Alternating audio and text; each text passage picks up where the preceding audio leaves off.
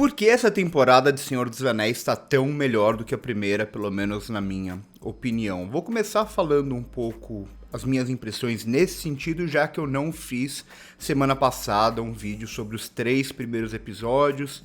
Tava meio em dúvida ainda se eu ia fazer vídeos semanais, vai depender, claro, também da repercussão desse vídeo. Se vocês gostarem, compartilhem com as pessoas que gostam da série, que gostam desses comentários, pra gente poder, igual foi na primeira temporada. Claro, a primeira temporada foi aquela questão, né, de muita gente hateando e tudo mais, né, muita gente xingando, então não foi um ambiente tão legal assim, mas também teve um ambiente muito legal, muita gente querendo conversar sobre a série, gostando ou não dela.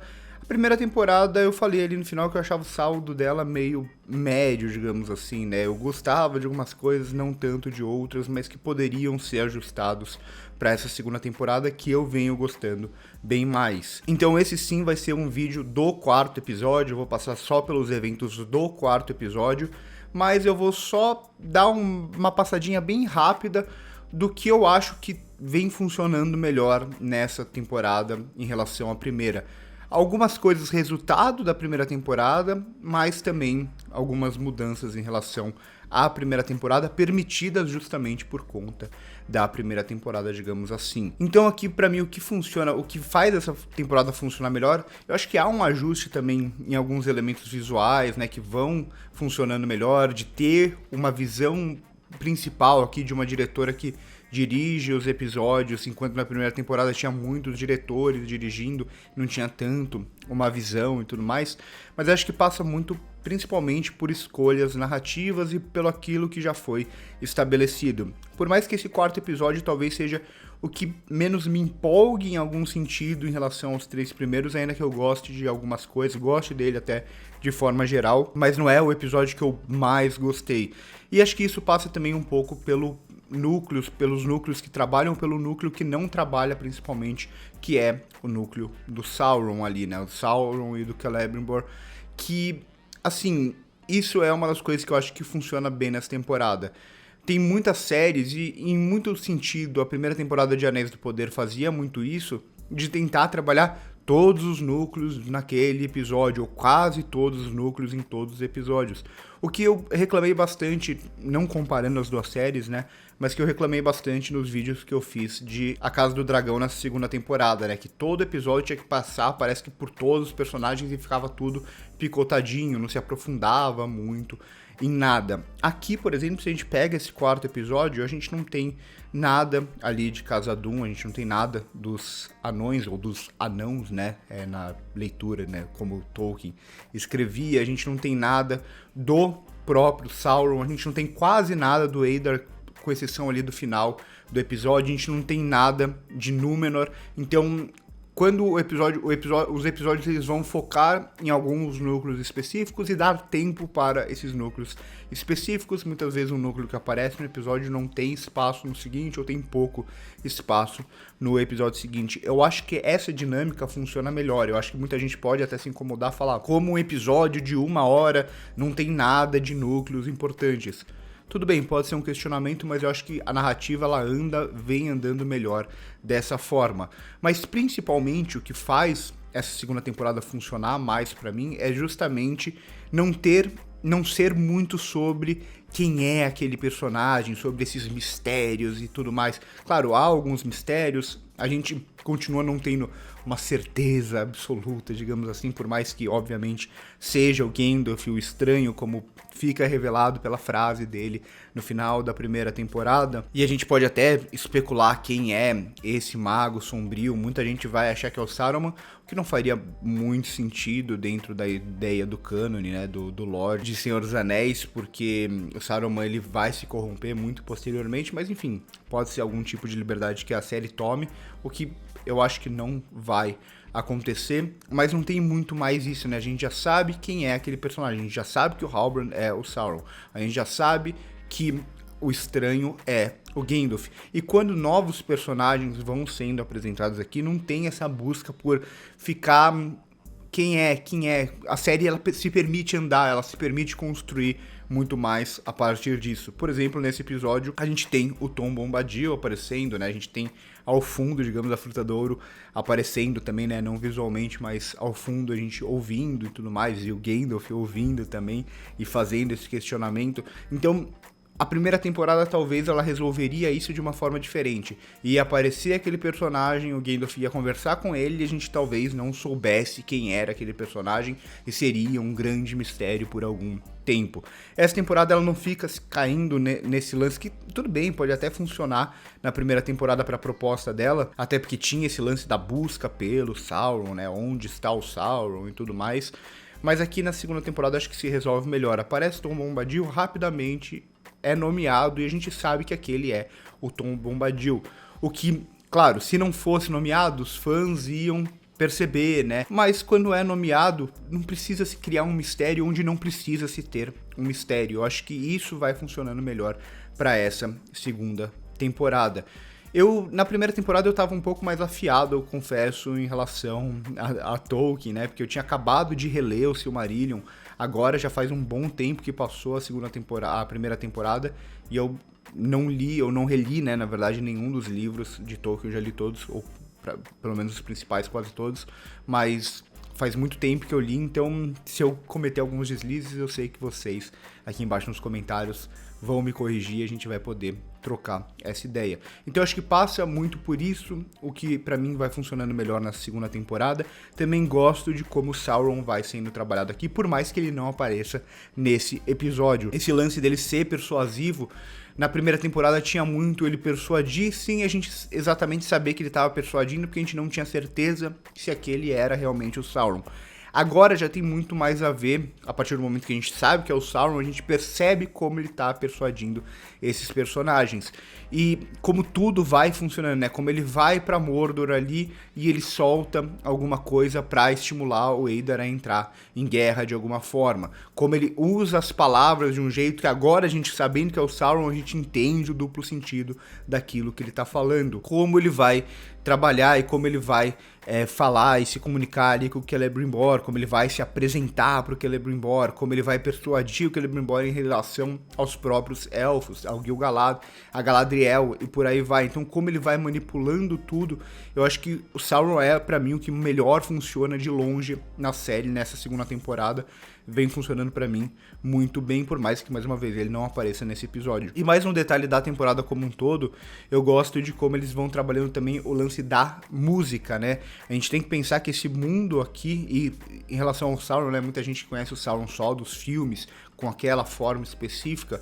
O Sauron dos livros, ele anteriormente, ele era justamente esse personagem. Ele era esse personagem que conseguia mudar de forma, esse personagem que persuadia, né, que tinha uma lábia muito boa, né, então isso ainda vai ser provavelmente bastante trabalhado na série. Mas eu gosto também como eles vão, nesse episódio um pouco menos, mas principalmente nos episódios anteriores, eles vão falar muito sobre as canções, sobre as músicas, pensando que esse universo, ele é construído, o Tolkien escreve que ele é construído a partir, né, o Eru, o Deus, ele vai construir a partir de uma canção, né, de uma música, ele vai construindo esse mundo, né. Então a gente tem muito da presença das canções e tudo mais nos filmes, por exemplo, de Senhor dos Anéis, mas aqui tudo é visto a partir, ou grande parte das coisas são vistas a partir das canções. Um mapa vem como uma canção, um caminho a seguir ali pela papoula, entre outras coisas, né, então a gente vê como o lance da canção até aparece um pouco nesse episódio,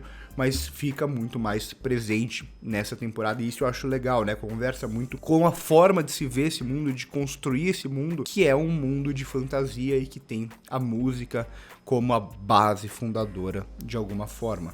Aqui a gente começa já, e grande parte do episódio vai passar pelo núcleo da Galadriel e do Elrond, então continua-se tendo o episódio inteiro essa desconfiança do Elrond com o Anel, o que é interessante, né? Porque ao mesmo tempo que a gente meio que sabe o que vai acontecer no futuro com esse anel, é muito justificado até agora o como o Elrond age, né? É muito justificado que ele tenha essa dúvida muito grande em relação a esses anéis, em não confiar no Sauron e não saber o quanto ali pode ter da maldade dele, e os próprios episódios vão sugerindo pra gente a partir do momento que a Galadriel ela vai ter essas visões, e usando o anel ela vai ter essas visões e tudo mais, mas ainda assim no fim do episódio a gente vai ter uma espécie de voto de confiança que o Elrond ele pega o anel, então ele leva o anel que episódios anteriores ele não faria, né, por mais que, mais uma vez, ele ainda tenha essa desconfiança, ele não goste dessa relação toda.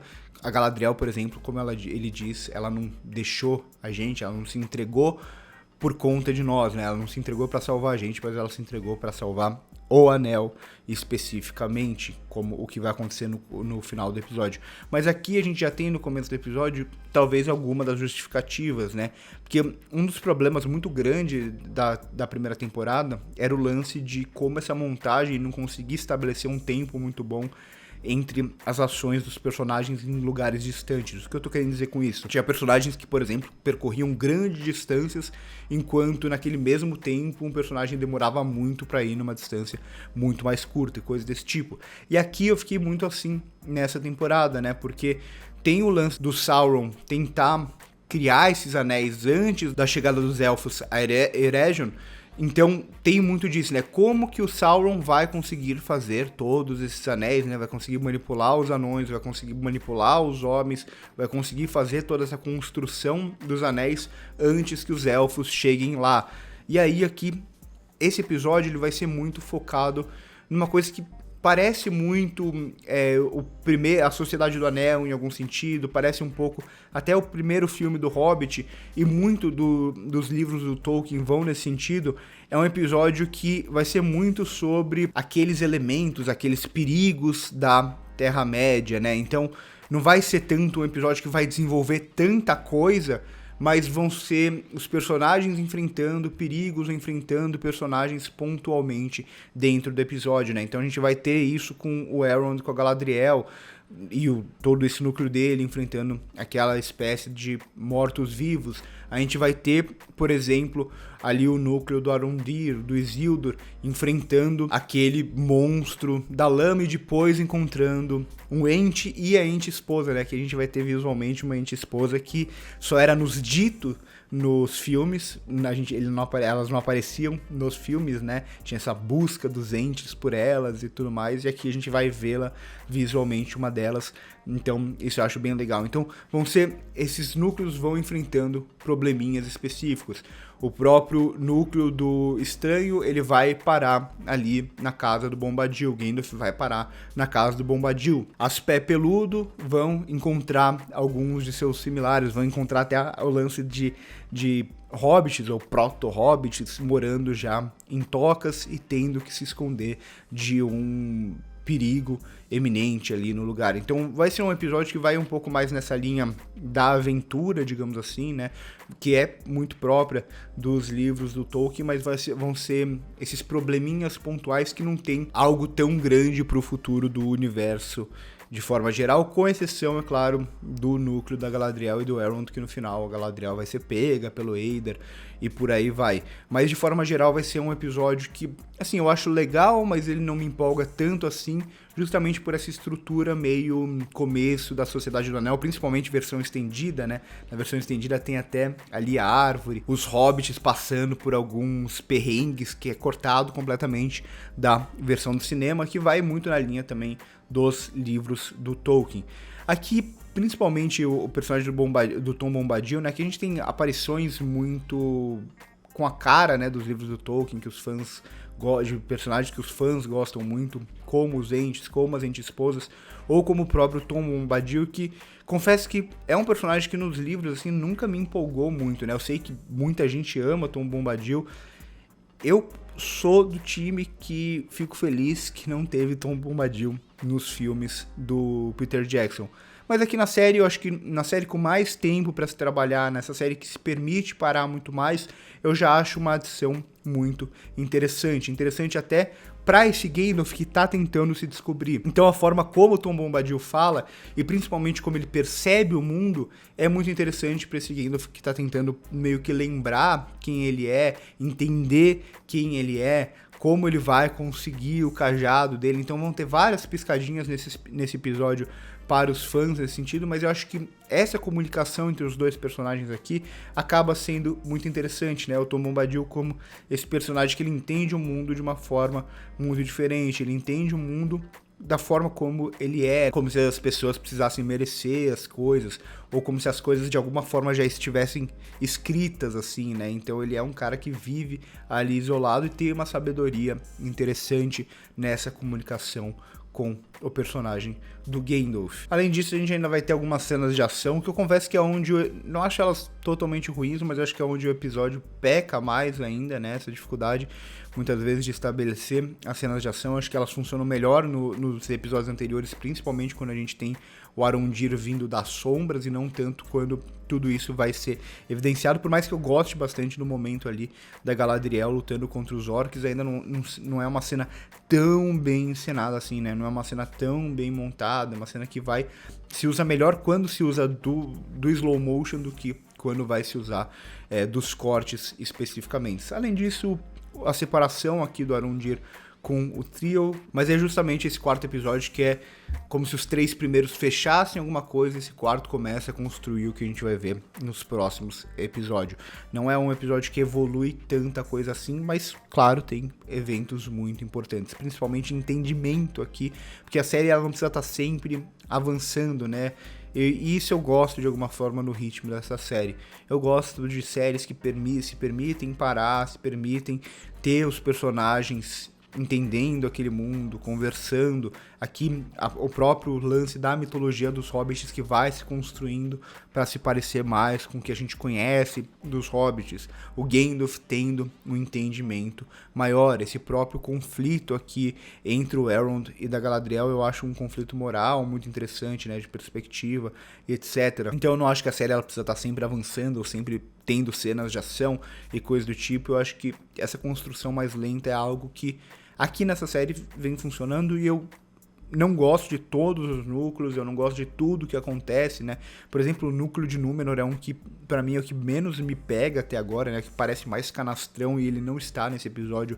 Os episódios que não tem Númenor, infelizmente, né? Porque o Númenor nos livros é muito interessante, mas os episódios que não tem Númenor na série são os que eu mais gosto. Mas de forma geral eu acho que é isso, né? É uma segunda temporada que, a partir da primeira, que era bem perdidona, assim, e tinha esses lances de mistérios e etc., eu acho que a segunda, ela já se permite construir e evoluir, ainda que gradativamente, de uma forma muito mais interessante. Ela encontra muito mais uma cara, ela encontra muito mais um tom acima de tudo, e ela não precisa ficar correndo com tanta coisa, com personagens correndo pra tudo quanto é lado.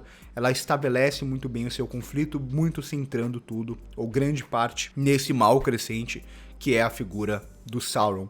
Então, gosto bem mais da segunda temporada até agora. É um episódio, é sobre o quarto episódio, né, esse vídeo, mas também um pouco dos comentários sobre esses 4 episódios de forma geral da série. A partir do episódio que vem, aí eu foco só no 5º episódio. Claro, se vocês gostarem, se tiver público, aí eu continuarei fazendo episódio a episódio. Espero que vocês tenham gostado, curte o vídeo se gostou, se inscreve no canal se ainda não é inscrito, compartilha com os amigos que gostam de Senhor dos Anéis, de Anéis de Poder e corta.